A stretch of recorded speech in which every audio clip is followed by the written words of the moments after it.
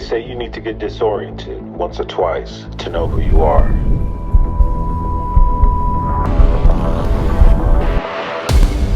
We should change our worries to heartbeats that give us life.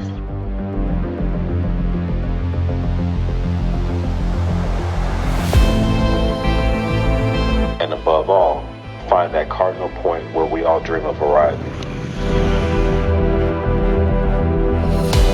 And there, learn from our mistakes, scare our fears, and enjoy our freedom. And you? In what do you invest your heartbeats?